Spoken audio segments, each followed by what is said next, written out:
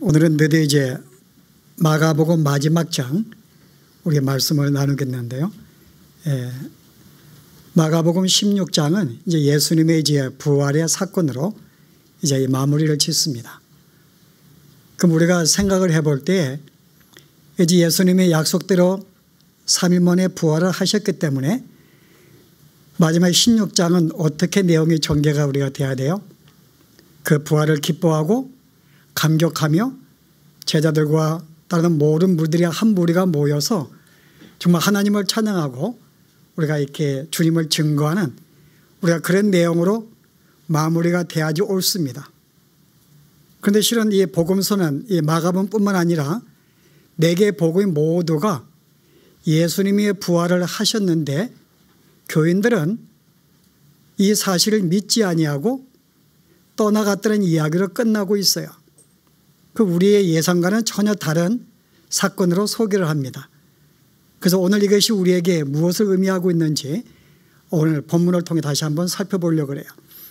오늘 본문은 우리가 짧게 읽었지만은 실제 여러분이 사복음서의 내용을 종합해 보면은 내용이 이렇게 전개가 됩니다. 안식구 첫날에 막달라 마리아와 그 외 2 여자가 예수님의 시신을 장사하기 위해서 이제 기름을 바르기 위해서 향을 들고 찾아가요. 그 막상 가서 보았더니 예수님이 묻혀있는 돌 무덤이 돌이 치워져 있습니다. 그 여인들이 놀라서 봤는데 그 안에 아무것도 없는 거예요. 그래서 여인들이 놀라서 이제 제자들에게 찾아갑니다. 그래서 제자들에게 이 사실을 알렸더니 제자들이 무슨 헛소리냐라고 그들이 믿지 않아요. 무슨 헛소리냐. 근데 오늘 봉독한 내용을 봤더니 그들이 마음의 슬픔과 울고 있었다 이야기해요. 그 실은 그들은 예수님의 부활을 믿지 않고 있는 거죠. 단지 예수님의 죽으심을 슬퍼하고 지금 괴로워하고 있는 거예요. 그 제자들이 이제 쓸데없는 소리 하지 말라 그랬는데 그 중에 특별히 이제 이 베드로와 이 요한이 그 소식을 듣고 즉시 달려갑니다. 무덤가로. 이게 정말 어떻게 된 것인가. 그 달려가서 보았는데 그 안에 예수님의 시신이 없는 거예요. 그래서 자세히 보았더니 예수님이 어떤 이 예수님의 시신을 싸고 있었던 이 세마포 이것이 그냥 흩어져 없어진 게 아니고 세마포가 그대로 이게 놓여 있고 몸만 빠져나간 상태로 보입니다. 그래서 이들의 베드로와 요한이 예수님이 살아나셨는가 보다라고 믿어요. 그런데 성경 여러분들이 뭐라고 말하고 있는가 하면은 이 요한복음의 20장에 보시면은 그때서야 무덤에 먼저 갔던 그 다른 제자도 들어가 보고 믿더라. 그러니까 베드로와 요한이 예수님이 살아나셨는가 보다라고 생각을 해요. 근데 그 다음 뭐라고 하는가 하면은 그들이 성경에 그가 죽은 자 가운데서 다시 살아나야 하리라 하신 말씀을 아직 알지 못하더라. 그 예수님이 내가 죽음에서 죽었다가 살아날 것이다 이 사실을 제자들이 이해하지 못한 거예요. 살아난 것을 보았는데 그것을 믿게 되었는데 그 부활의 의미가 무엇인지를 그들이 알지 못했다라고 이야기를 합니다. 그리고 이제 이 소식을 전한 막달라 마리아하고 다시 또 달려갔어요. 그리고 보았더니 마리아가 이제 무덤 서가지고 슬피 울고 있습니다. 보면은 마리아는 무덤 밖에 서서 울고 있더니 울면서 구부려 무덤 안에 들여다보니 어떤 일에 보라 흰옷 입은 2 천사가 예수의 시체 누워있던 곳에 하나는 머리편에 하나는 발편에 앉았더라. 자, 어디가 머리고 어디가 발인지 알고 있었는가요? 세마포가 그대로 놓여 있었기 때문에 그 머리의 형체와 발 형체가 그대로 놓여 있었기 때문에 거기에 2 천사가 알고 있는 것을 보았어요. 그런데 천사들이 이르되 여자여 어찌하여 우느냐 이르되 사람들이 내 주님을 옮겨다가 어디에 두었는지 내가 알지 못함이니이다. 아니 보았는데 시신이 없는 거 보았는데 이 여인들이 어떻게 생각을 해요? 누가 우리 예수님의 시신을 어디다 다른 데 두었는가 보다고 생각한 거예요. 그러면은 그를 싸고 있던 세마포가 흩어져 있든지 그래야 되는데 어떻게 몸만 빠져나간 상태로 그대로 있는가 여기에 의아점을 가져야 되는데 그들은 다른 예수님의 시신을 누가 치웠는가 보다. 그리고 지금 울고 있는 거예요. 이 말을 하고 뒤를 돌이켜 예수께서 서 계신 것을 보았으나 예수님인 줄을 알지 못하더라. 성경은 이렇게 우리에게 소개를 합니다. 자, 오늘 이 여인들이, 세 명의 여인들이 먼저 무덤감을 찾아갔습니다. 왜요? 찾아간 이유가 뭘까요?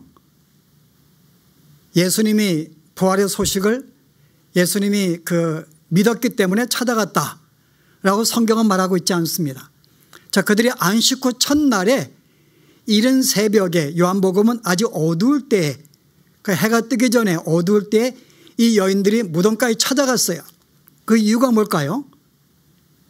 예수님의 죽은 시신에 기름을 발라 장사 치르기 위해서 예수님의 부활을 믿은 것이 아닙니다.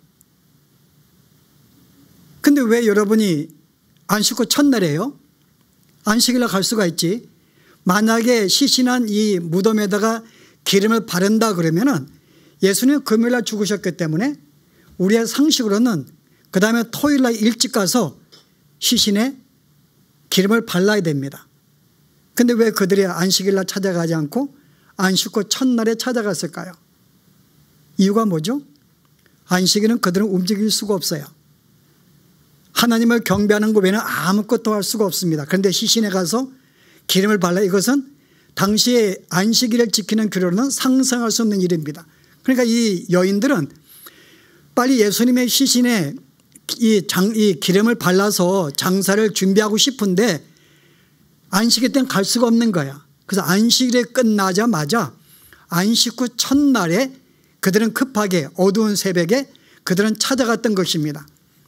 예수님의 부활을 기대하고 찾아간 게 아니에요. 그들은 예수님의 시신이 무덤에 있는 것을 기대하고 찾아갔던 것입니다. 근데 가서 막상 보았더니 예수님의 시신이 없는 거예요. 그 울고 있는 거예요. 여러분 굉장히 아이러니하죠. 아니 그러면 시신이 있어야지. 그럼 웃을까 그러면요? 거기에 시신이 많이 있었다면 여인들의 반응이 뭐였을까요? 그럼 울지 않았을까요? 그 시신이 없는 것 때문에 그들은 누가 다른 사람이 치웠는 걸 생각하고 그 마음속에 슬피 울고 있는 것입니다. 아니 예수님이 분명하게 내가 사흘 내가 너에게 다시 부활하여 너희들에게 볼 것이다 약속을 계속 우리에게 주었거든요. 여러분 실제 성경 어디 나와요? 예수님 돌아가시기 전에 마태복음은 16장, 17장, 20장 계속 이어서 당신의 부활하심을 우리에게 약속해 주십니다. 제가 읽어볼까요? 16장 21절에 제자들에게 하시는 말씀이, 예수께서 자기가 예루살렘에 올라가 장로들과 대제사장들과 서기관들에게 많은 고난을 받고 죽임을 당하여 제3일에 살아나야 할 것을 제자들에게 비로소 나타내시니, 예수님이 드디어 내가 보랄 것을 말씀해 주었어요. 언제요? 3일 만에. 그 다음에 17장에 보았더니 그들이 뭐라고 이야기를 해요? 제자들을 불러 모아놓고 갈릴리에서 모일 때에 예수께서 제자들에게 이르시되 인자가 장차 사람들의 손에 넘겨져 죽임을 당하고 제3일에 살아나야 하는 것을 말씀하시니라. 20장에 볼까요? 이제 예루살렘에 들어가시면서 십자가 들으시기 전에 제자들에게 그들의 마음을 안심시키기 위해서 말씀하십니다. 예수께서 예루살렘에 올라가려 하실 때에 12 제자를 따로 데리고 길에서 이르시되 보라 우리가 예루살렘에 올라가노니 인자가 대제사장들과 서기관들에게 넘겨지며 그들을 죽이기로 결의하고 이방인들에게 넘겨주어 그를 조롱하며 채찍질하며 십자가에 못 박게 할 것이나 제3일에 살아날 것이다. 그 예수님은 십자가 달리시기 전에 직전에 제자들에게 내가 3일 만에 살아날 거야 라고 말씀해 주었어요. 그런데 실제 예수님의 부활하신 3일째 어느 제자들도 부활을 믿지 않고 계속 그 자리에 울고 있었어요. 그래서 막달라 마리아가 시신에 시체가 없는 것을 보고 달려가 이야기했더니 무슨 소리냐, 헛된 소리 하지 말라라고 그들은 계속 슬피 울고 있었거든요. 이것은 부활을 믿지 아니했어요, 제자들이요. 그리고 그 이야기를 들은 2명의 제자들도 달려갔습니다. 달려갔는데 그 사실을 보았어요. 그런데 그 마음속에 부활의 의미를 그들은 알지 못한 거예요. 그랬더니 오늘 봉독한 말씀이 마가복음에 그 다음 절에 뭐라 그래요? 오늘 봉독한 내용이 11 제자들도 믿지 아니하였고 그 후에 엠마오로 가는 두 제자에게 나타나셔서 그들도 알아보지 못했죠. 그런데 그들에게 이제 말씀해 주시고 강론해 주시고 어떤 이 구약의 말씀 자기가 보랄 것 말씀하신 다음에 그들과 함께 식사할 때 엠마오 제자들이 발견했어요. 예수님이셨구나. 그래서 이 사실을 13절에 두 사람이 가서 남은 제자들에게 알리었으나 또 그들이 믿지 아니한 거예요. 그 마리아가 그들에게 전하는데도 믿지 아니했고 엠마오로 가는 두 제자가 우리가 예수님 만나서 보라신 주님을 그도 제자들이 믿지 아니했던 거라는 제자들이요. 그랬더니 14절에 그 후에 11 제자가 음식을 먹을 때 예수께서 그들에게 나타나십니다. 그들의 믿음이 없는 것과 그들의 완악한 것을 꾸짖으시니 이는 자기가 살아난 것을 본 자들의 말을 믿지 아니하였다 라고 복음서의 내용이 끝나는 거예요. 그 예수님은 우리가 부활하셨습니다. 그런데 그들은 어느 제자들도 심지어 여인들도 그들은 예수님의 부활을 믿지 아니했어요. 여러분 이게 어찌된 것이요? 그렇게 예수님 말씀하셨는데 예수님은 계속 살아계실 때 내가 부활할 것이다. 내가 너를 줄 것이다. 내가 3일 만에 그가 예언하신 그대로 그가 3일에 되었는데 어느 누구도 제자들이 그 무덤에 찾아간 자도 없고 여인들도 안식에 가고 싶었지만 그 다음에 안식에 갈 수 없었기 때문에 그 다음날 부득불 주일날 이른 새벽에 찾아갔던 거예요. 물론 이들은 예수님을 사랑해 찾아간 것입니다. 이들이 예수님을 사랑한 것은 우리가 의심할 수는 없어요. 왜냐하면 이른 새벽에 어두울 때에 아직 로마의 병정들이 지키고 있는 것은 그들이 알고 있었어요. 그리고 이 여인들은 남자와 같이 아니합니다. 이런 어두운 컴컴할 때 여자들 셋만 달려갔다는 것은 그만큼 예수님에 대한 사랑하는 마음이 있었어요. 그런데 사랑하는 마음이 있었음에도 불구하고 예수님의 부활을 믿지 아니했다 그 말입니다. 그 예수님을 사랑하는 거하고 믿음하고는 별개의 문제예요. 사랑을 했지만은 예수의 말씀을 믿지 아니했어요. 우리는 종종 그래요. 예수의 말씀 우리 할 때 우리는 말씀을 들으면서 우리가 흘려보내기도 합니다. 기다면 듣지 아니에요. 그리고 이 말씀의 뜻이 무엇인지 우리가 알지 못하면 듣습니다. 오늘 여인들이 그런 거죠. 사랑하였고 정말 예수님을 사랑하여서 이런 세대가 찾아갈 때에 그 마음이 있었지만은 그들은 믿음이 없었던 거예요. 부활을 믿지 아니했어요. 제자들도 마찬가지입니다. 그렇게 그들에게 이적을 보이시고 기적을 보여 수없이 능력을 보이시고 말씀해 주어서는 불구하고 이러한 제자들은 예수의 부활을 믿지 아니했어요. 오히려 여인들이 간증할 때 무슨 헛된 소리냐라고 오히려 책망을 하고 그것을 하지 못하게 이야기를 합니다. 여러분 예수님이 실제 살아계실 때 계속해 당신의 부활을 이야기했는데요. 여전히 실은 예수님만 당신의 부활을 말씀한 건 아니에요. 구약의 모든 성경은 예수님이 죽었다가 다시 3년 부활할 것을 많은 곳에서 예언해 주고 있어요. 자, 여러분이 알고 있는 어떤 내용들이 있을까요? 분명히 예수님의 제자들은 3년간 따라다니면서 예수님의 구약에 풀어주신 말씀을 그들은 들었을 것입니다. 자, 어떤 사건들이 있는가요? 여러분이 그 이삭의 문제, 아브라함이 아들 이삭을 바치라 그럴 때 그런 아들을 데리고 그들은 3일 길을 걸어가서 모리아산에 도착하였고 그 아들을 바치려고 합니다. 그래서 하나님께서 한 마리 양을 준비해 놓으시고 됐다. 그리고 이삭으로 하여금 대신 양을 죽게 만들었어요. 그런데 히브리 성경은 이 내용을 어떻게 증거를 해요? 히브리서 11장 19절에 보았더니 아브라함이 시험받을 때 믿음으로 이삭을 드렸으니 그는 약속을 받은 자로 돼 그 외아들을 드렸느니라. 그에게 이미 말씀하시기를 내 자손이라 칭할 자가 이삭으로 말미암음이라 하셨으니 그가 하나님이 능히 이삭을 죽은 자 가운데서 다시 살리실 줄을 생각한지라. 그가 죽은 자 가운데서 도로 받은 것이니라. 그 실은 모리아산에 드리는 그 순간을 그 아들을 죽은 자 가운데서 다시 살리심을 받은 것이라고 성경은 소개해요. 그 이삭은 하나님이 아들 이삭을 드리는 순간부터 결국은 3일 길을 걸어가서 드렸고 3일 만에 그 아들을 사는 대로 다시 받게 된 거죠.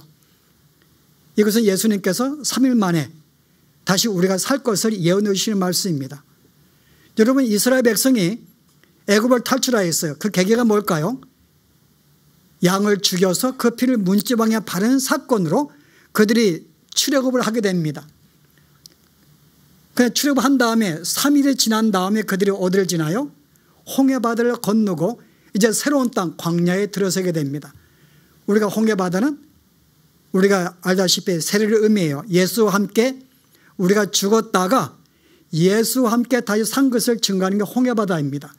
그럼 결국은 이 출애굽 사건으로 3일이 지난 다음에 이스라엘 백성은 그제서야 옛사람은 죽고 새사람은 살아나는 홍해바다는 사건을 경험하게 돼 이 사실을 통해서 그들이 3일 만에 결국 옛사람은 죽었다가 새 사람이 살아나는 것도 성경은 증거하고 있습니다.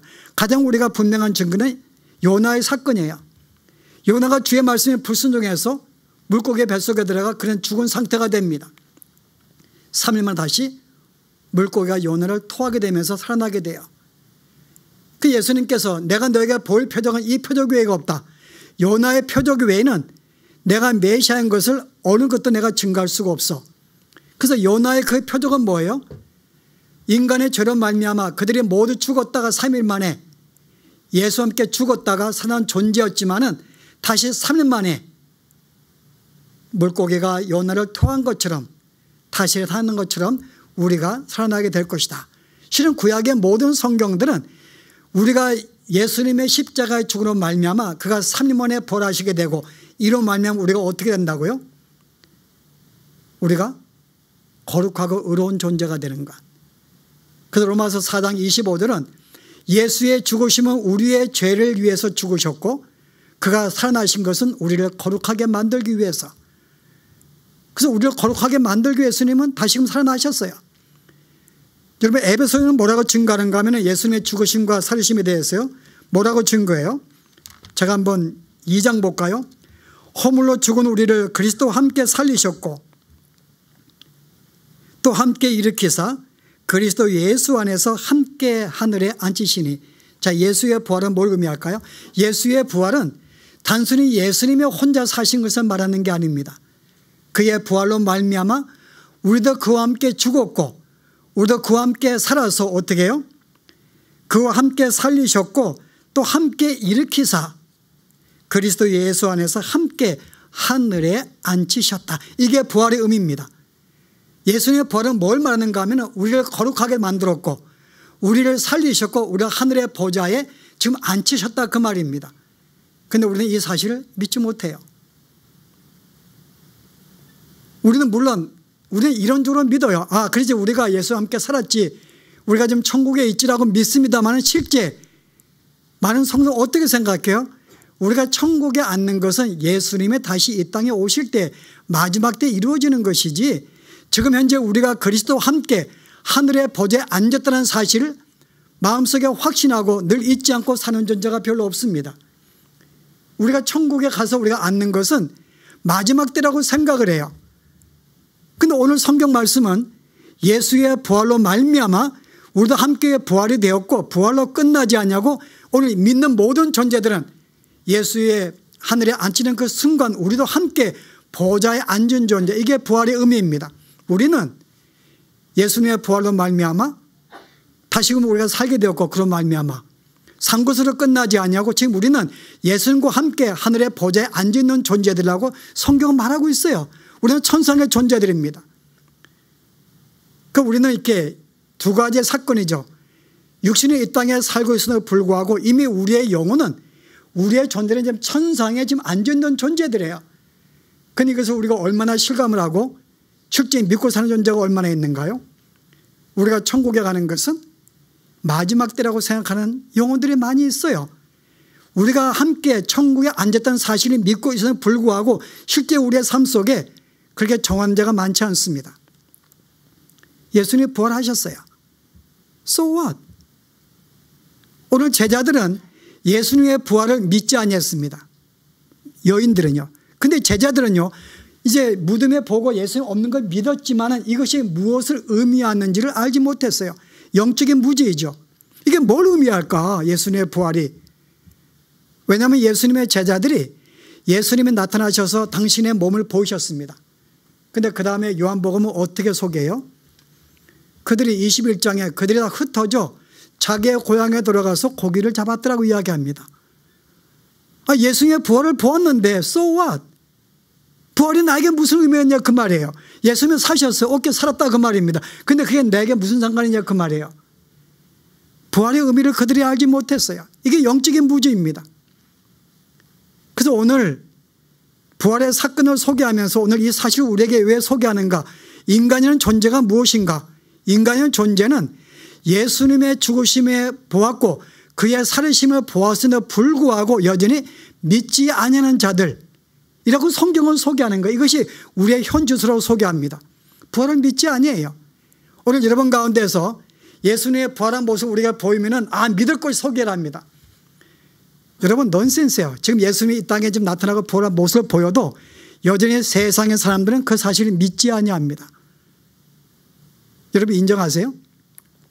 여러분 실제 예수님의 바로 죽으심 앞에 당신의 죽으심과 살으심을 증거하기 위해서 나사로가 죽고 사는 것의 사건이 나옵니다.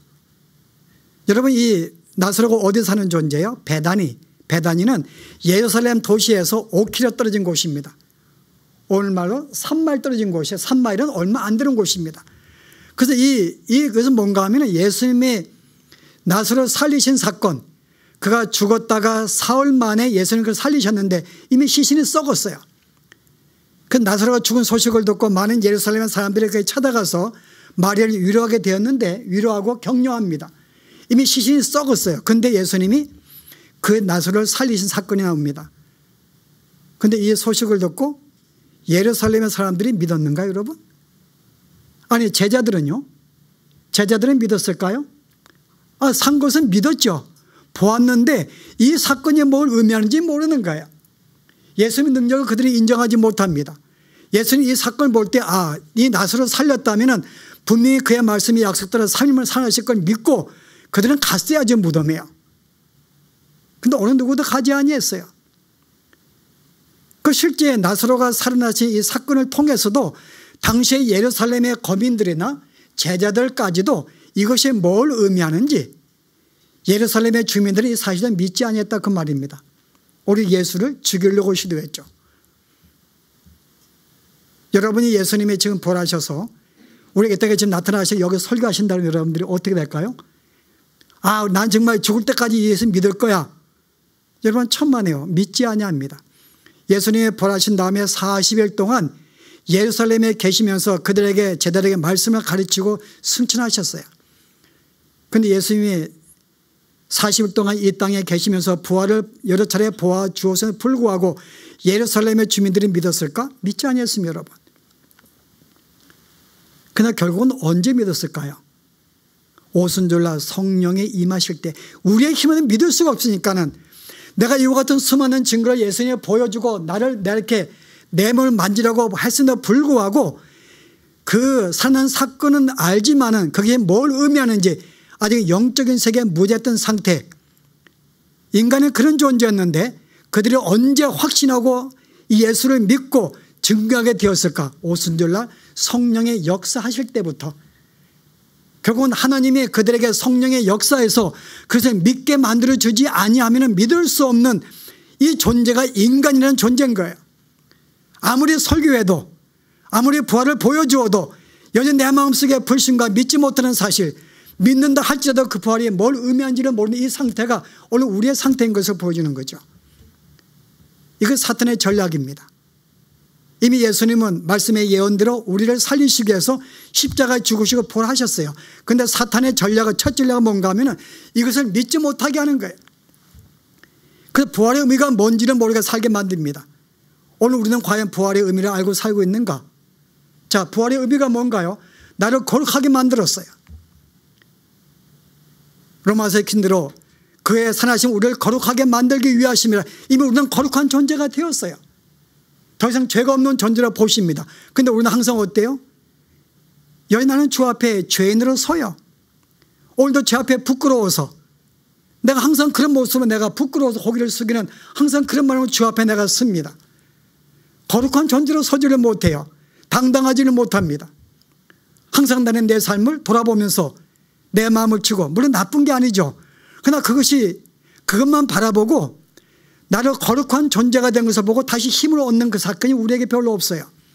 오늘 말씀드린 에베소에서 이미 우리가 부활의 의미가 이미 내가 하늘의 천상의 존재가 되었다. 나는 이 땅에 몸은 여기에 있지만은 이미 나는 영원히 지금 주님과 함께 있는 사실을 증가하고 있지만은 여전히 나는 그 사실을 내 마음속에 체험하기보다는 그때는 내가 죽은 후에 마지막 때라고 생각을 하고 아직은 내가 현실을 체험하지 못하고 있습니다. 체감하지 못하고 있는 거예요. 과연 우리는 어떠한가?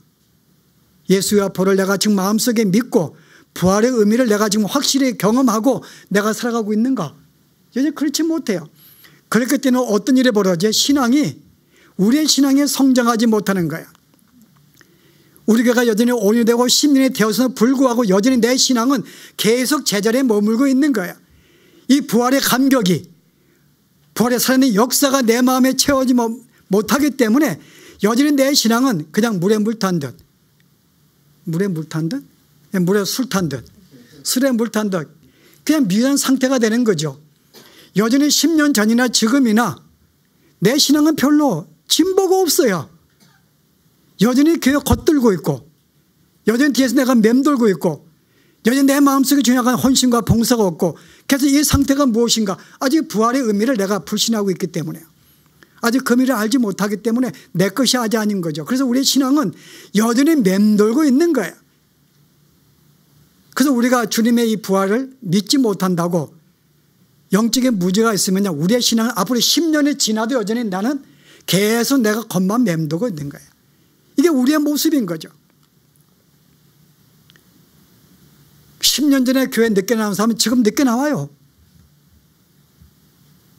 지금 늦습니다. 여전히 늦어도 참으로 이게 뭘 의미하는지를 모르는 거예요. 여전히 빠져도 이게 뭘 나에게 의미하는지 그냥 아니 정말 내가 주의 구원을 내가 경험하고 내가 주님 나의 영접한 이런 사실이 있다면 여러분, 우리는 이렇게 살 수가 없는 거죠. 물론 사탄은 이것으로 끝나지 아니합니다. 제가 조금 더 이야기를 하면 사단은 단순히 우리로 하여금 그것을 믿지 못하게 만들고 그 부활의 의미를 우리가 알지 못하고 살게 만드는 것도 있지만 더 심한 것은 무엇인가 하면 십자가가 내 삶에 관계가 없이 살게 만드는 거예요. 이미 십자가의 사건으로 예수는 승리하셨습니다. 사탄의 모든 짓밟혔어요. 이제 우리 모두는 예수의 십자가로 말미암아 그의 부활로 말미암아 당당하게 주 앞에 설 수 있는 존재가 되었습니다. 주님은 나를 보실 때 예수의 부활로 말미암아 나를 거룩하게 보시는 거예요. 그런데 과연 그 삶이 나에게 얼마나 와닿고 있는가? 여러분이 얼마나 십자가를 생각하는가요? 예수님의 죽으심과 부활? 여러분의 신앙생활 잘 보시게 되면 내가 주 앞에 기도할 때마다 주 앞에 설 때마다 어떻게 서는가요? 예수 없이 십자가 없이 서요. 한 가지 예를 들어서 내가 오늘 주 앞에 씁니다. 내가 하루의 삶을 오늘도 하는 주님, 내가 주의 말씀에 순종하지 못했군요. 내가 오늘도 주의 말씀에 내가 순종하지 못하고 내가 또 이렇게 삶에 충실했군요. 그 내가 주 앞에 회개하고 고백하며 그런 모습을 종종 갖습니다. 자, 그 모습이 뭘까요? 내가 주 앞에 설 수 있는 것은 예수님을 떠나서는 성립될 수 없는 존재입니다. 내가 항상 주님과 더불어 내가 주 앞에 설 수 있는 것이고 주님으로 말미암아 나를 주께서 받으시는 거예요. 그런데 우리는 예수의 십자가로 말미암아 내가 살았음에 불구하고 이 세상 십자가 없는, 예수가 없는 상태에 내가 혼자서 항상 주 앞에 서려고 그래요. 내가 주 앞에 충성하고 봉사하고 믿음 가운데 살았다고 생각을 하면 내가 뭔가 당당함이 있어요. 뭔가 자신감이 있습니다. 내가 주 앞에 불순종하고 내가 좀 신앙에 게을리하는 삶을 살게 되면 뭔가 주 앞에 고개가 숙여지는 거예요. 그래서 뭐예요? 내가 예수 없이 나 혼자 주 앞에 서려고 하는 거죠. 예수를 믿는다고 하지만은 그 십자가 의미가 나에게 무엇을 의미하는지 모르는 거예요. 십자가 없는 삶. 내 선행으로, 내 봉사로, 나의 노력으로, 나의 열정으로, 나의 헌신으로 주 앞에 서려고 그러고 이 모습 주 앞에 인정받기를 원하는 거죠. 다시금 율법 앞에 사는 거야. 율법을 놓고 내가 율법을 지켰기 때문에, 주 앞에 충성하였기 때문에, 헌신하였기 때문에 신앙의 당당한 이와 같은 모습. 우리는 여전히 예수를 믿으면서도 내가 예수와 함께 살고 죽을 의미를 알지 못해요. 그래서 십자가 없는 삶. 그래서 우리는 예수를 믿으면서 우리의 삶 가운데 뭐가 강조가 돼요? 예수의 십자가 이 죽으심과 부활을 이야기하는 것이 아니라 우리는 설교를 들을 때나 가르침 받을 때나 증거할 때 헌신, 사랑, 봉사, 열정, 이거 우리가 이야기를 해요. 서로 용납하자, 사랑하자. 근데 거기에는 십자가가 없는 거죠. 우리 강조하고 도덕을 강조하고 헌신을 강조하지만은 실제 우리 예수의 부활과 십자가는 관계가 없이 충성하자 그 말입니다. 뭐에 충성해요? 주님 우리를 뭐로 보시는데요? 예수가 없이는 우리가 받지 않으십니다. 예수가 있기 때문에 내가 이 앞에 거룩한 존재로 보시는 건데 항상 나는 예수 없이 주 앞에 서는 거예요. 십자가 없는 삶을 사는 거죠. 이게 사탄의 두 번째 전략이에요. 여러분들 하여금 아침부터 저녁까지 십자가 없이 내 스스로가 홀로 신앙생활을 지키면서 충성하게 만드는 삶. 그래서 우리가 기도할 때 오늘도 나 혼자 신앙생활을 돌아보고 주 앞에 서지요. 아, 내가 오늘도 이렇게 살았어. 우리는 십자가 나 관계가 없어요. 마지막 하늘도 생각한다면요. 예수님이 실제 아침부터 저녁까지 예수님은 나의 모든 것의 전부임에도 불구하고 여러분 구원이라는 것은 뭘 말할까요? 예수를 믿는다는 것은 예수님과 함께 하나가 되었고 이제 그와 함께 더불어 교제하며 함께 사는 것이다. 이게 영적인 생활의 비결입니다. 주님과 함께 동행하며 그의 교제와 함께 친밀하게 지내는 삶이 신앙생활의 본질이에요. 그런데 우리는 과연 예수와 함께 교제하며 살았는가? 예수를 잊고 살게 만드는 거예요. 두 번째가 십자가 없는 삶을 내 행위로 서게 만든다면 세 번째가 마지막은 예수가 없는 삶, 잊어버리고 살게 만드는 거죠. 여러분 보세요. 지난 한 주간 여러분 지난 한 주간 살 때 얼마나 예수님 생각했는가요? 우리 예수님은 거의 잊고 살고 있어요. 근데 우리는 뭘 생각해요? 예수님이 항상 나와 함께 있다고 생각하죠. 여러분 뭐가 생각이 나요? 누가복음 2장에 보시면 41절에 예수님의 이 부모들이 유월절을 맞아서 예수님을 데리고 유월절 행사에 참여합니다. 그 유월절 행사가 끝난 다음에 예수님이 함께 자기의 고향 사람과 함께 돌아가요. 근데 하룻길을 걸어갔어요. 하룻길을. 근데 하룻길을 걸어갔는데 막상 보니까 예수가 없는 거예요. 근데 그들이 어떻게 생각했어요? 예수님에 대해서 이 예수의 어머니 마리아와 요셉과 사람들이 예수님 어떻게 생각했는가요? 여러분 그 누가복음 보실래요? 어떻게 생각했는지? 누가복음 2장에 보시면은 이렇게 소개합니다. 그날들을 마치고 들어갈 때 아이 예수는 예루살렘에 머무셨더라. 그 예수님이 머무르셨는데 그의 부모는 이를 알지 못하고 예수를 떼어놓고 동행 중에 있는 줄로 생각하고 아 예수님은 잘 따라오고 있을 거야 뭐 생각하고 하룻길을 간 후 친족과 아는 자 중에서 찾되 만나지 못하매 찾으면서 예루살렘에 다시 돌아갔더니 그러니까 실은 이 부모들은 생각하기를 아 예수님이 당연하게 나를 따라온다고 생각한 거예요. 하룻길 동안에 전에 예수를 잊고 살았던 거죠. 아 우리도 실은 그렇잖아요. 우리도 실은 자식할 때 그렇게 하루 동안 잊어버리고 간다고 여러분? 그래서 잘 오는가? 그래서 한두 번 살펴보죠. 아니 이들은 식사도 안 하는가? 식사할 때도 아들 챙길 수가 있는데 아니 전혀 생각 안 한 거예요. 근데 그들은 마땅히 동행하늘을 생각한 거죠. 이게 오늘 우리의 삶의 현장인 것도 오늘 우리에게 일러주는 거예요. 우리는 예수를 믿고 있기 때문에 마땅히 나는 예수님과 함께 있는 거고 내가 어디로 가는 예수님 나 항상 함께 있다고 생각을 해요. 동행하는 일로 생각을 해요. 근데 실은 한 번도 예수님을 찾지 아니합니다. 우리 잊고 산 거예요. 하루 동안 일주일 동안 전에 예수님과 상관 산다 그 말입니다. 여러분 이게 사탄이 이런 세 번째 전략이에요. 이미 예수님이 오셔서 십자가에 죽으시고 부활로 말미암아 이미 승리의 삶을 우리에게 주어졌음에도 불구하고 우리로 하여금 어떤 방해를 하고 있는가? 이것을 믿지 못하게 만들거나 이 부활의 의미가 무엇인지 알지 못하게 만들거나 십자가 없이 내 행위로 주 앞에 서게 만들거나 오늘 이와 같이 신앙생활을 지닌 주님과 함께 교제하며 사는 삶에도 불구하고 교제하지 아니하고 여전히 주님을 잊어버리고 마음속은 동행한다고 생각을 하고 살아가는 삶, 이게 우리의 영적인 현실로 보여주고 있는 것입니다. 과연 주의 부활은 이와 같은 우리들에게 무슨 의미가 있을까? 오늘 예수의 부활을 우리가 보면 다시 한번 우리는 주의 부활을 경험하고 만난 자들입니다. 물론 우리가 믿은 건 아니에요. 예수님의 제자리에 성령이 이제 임해서 오순절날 성령의 능력으로 말미암아 그들이 이 사실을 붙었지, 우리도 성령이 안 도와주시면 우리가 믿을 수 있는 존재죠. 역시 우리는 성령이 함께 하셔서 우리는 예수의 부활의 의미가 무엇인지 우리는 믿고 있습니다만은, 그럼에도 불구하고 사단은 여전히 우리로 하여금 이 세 가지의 전략을 여전히 갖고 우리에게 늘어지고 있어요. 여전히 확실히 믿지 못하게 만들고 십자가 없이 살게 만들고 예수를 잊고서 나 혼자 나의 행위와 나의 헌신을 통해서 주 앞에 신앙생활로 살게 만드는 것, 이것이 오늘 우리의 삶의 현장이 아닐까. 다시 한번 우리가 오늘 이 말씀을 통해서 부활의 의미가 무엇인지, 주님과 함께 동행하는 것이고 이미 내가 거룩한 존재가 되었기 때문에, 천상의 존재가 되었기 때문에 이 땅의 시민이 아니라 천상의 존재로서 이 땅에 사는 존재인 줄 알고 부활의 기쁨을 누리시고 구원의 감격을 누리시고 정말 주님과 동행하시면서 여러분 참된 이 땅에 참된 믿음의 승리의 삶을 사시기를 바랍니다. 함께 기도하십시다. 은혜로우신 하나님,